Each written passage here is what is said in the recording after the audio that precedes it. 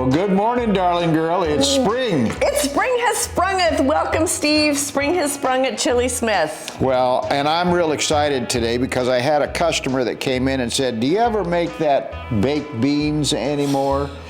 And I love baked beans. I love baked beans. Well, I know you do, and I know you love the crust that comes when you cook it in a cast iron around in the oven. You remember how good that is? I can still see the pot of baked beans in my grandmother's oven with that stuff. That was my favorite part. Take that cornbread and just, get that part. Yes. Well, that's why I cooked the beans in the Instant Pot, but I finished them off in the oven because I wanted that residue. Does that sound weird? No. Okay. But we'll find a better name find a better for word. it. Yeah, I but want the it's like- residue. It's Yeah. like that, or licking the spoon when somebody's making bean pies. It's like, ooh. Yes. So you've inspired me to do this a little differently than what I normally do. Normally, I'm cooking the beans with a little salt pork. I'm grilling a little bacon. Can you spell bacon? Yeah. Okay. So anyway, I've done this a little differently. You'll get to taste it when it's done. It's as close as this cowboy knows to making something without bacon, without these things. But Mrs. Chili had some, as you know, I bake it the night before so that it's ready so we don't tie up our filming. Right. And she ate half of it, so she liked it. Obviously she did. Okay, we'll good. Well, look we can't wait. All right, well, I'm going to get started, and I'll see you in a little bit. Won't take long. Thank you. It is spring, and it is wonderful, and it is time for all of us to be able to get with family, get with friends, bring them out to the yard. And don't say take the mask off, because you're not allowed to say that, but whatever happens, happens in the backyard, right? What happens there stays there. Twyla's worried I'm going to offend somebody, and that's what I'm good at. So what we're going to do today is we're going to do some baked beans. Baked beans has a wonderful history, way before there was the United States of America. But I love what the folks, particularly in the northeast of the country, did. In places like Boston, where even now, today, people go there, and one of the things they'll ask for on a menu is Boston baked beans. Well, those beans were cooked by as many families as there were. It's like chili that way. It's cooked a lot of ways. The one we're going to do today is a simple enough recipe that I really found from the Culinary Arts Institute. Their recipe is called the Classic. I did it and kind of cowboyed it up. Some of you that know some of the things I've done before is I've done cowboy beans. I do cowboy baked beans in cast iron. I love to do that because I love to do it over an open fire, and it's definitely one of the items that we'll have when we offer our Chuck Wagon cooking class again, now that we're able to start our classes in person. So we're going to get started here. There are several beans that we offer here at Chili Smith that are excellent for baked beans. The one that I'm using today is our Peruano bean. Now, the thing about Peruano that makes it so wonderful is that it's going to hold its shape very nicely, and we've filmed some of them already that have already been cooked, and yet it will cream up. It will not dissolve in the baking process. There are some other beans, however. If you're partial to lighter colored beans, our Hutterite soup would be a good choice. It's called soup, but it's good in a lot of things, including baked beans. Eye of the Goat is very good. We love this bean because it does cream up. This particular crop happens to be denser than what we normally have, and so it's going to earn your respect when you cook it, but it will cook to being nice and tender and done. So if we're saying 40 minutes on some of our cooks, this one may be 60 minutes or even a little longer under pressure cooking. So those are two good choices for you to consider when you're looking at our website at chilismith.com. Some of the more traditional beans that we've used would be like Jacob's Cattle Gold. It's a beautiful kidney-shaped bean with great color, with white and brown, and it creams up just gorgeous. It will begin to dissolve a little bit when it's overcooked. And the other is Lena Cisco's bird egg, which is a heritage seed that we use actually in our chilies an awful lot. It looks like a pinto bean, but it cooks up nice and tender with no bitterness, and it will cook throughout the bean, whereas sometimes the commercially grown pintos will have a nice soft outer shell, but the inner will not be as delicate.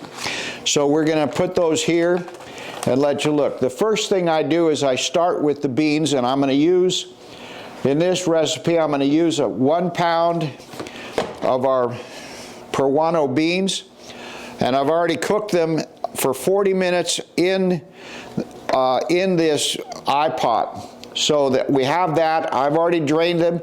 We're going to leave these beans here. They're warm.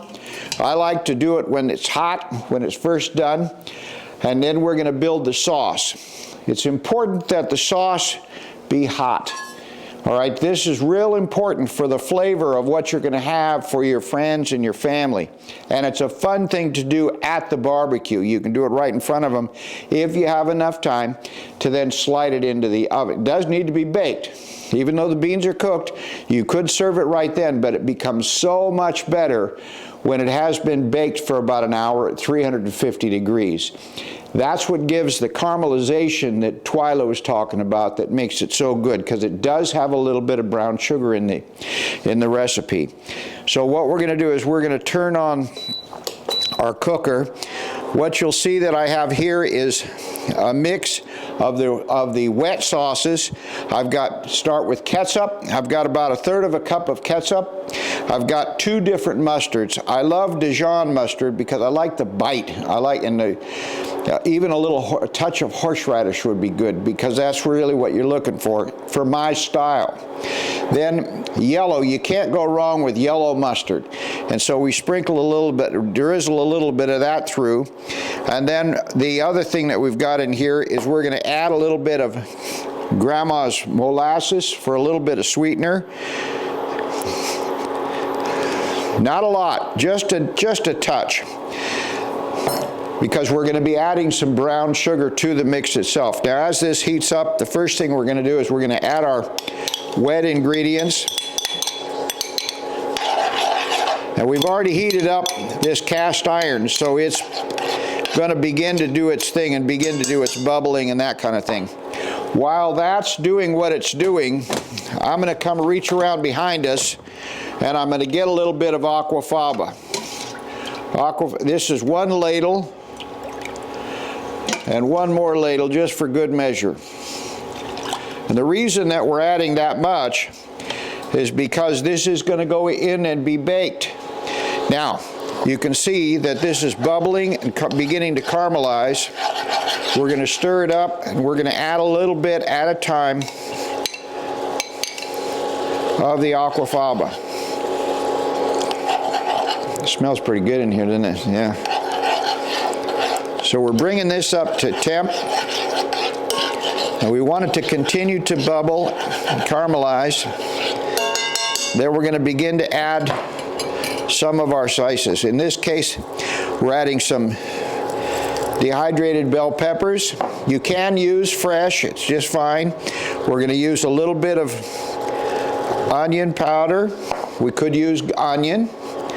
This is a little bit of pepper. This is lemon pepper.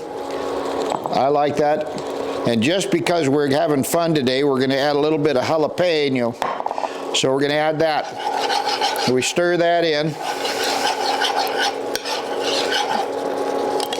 Then we're going to continue to add our aquafaba to where we get a nice base. This base needs to be nice and hot. And what that does is it breaks down everything and starts it really to generating some heat.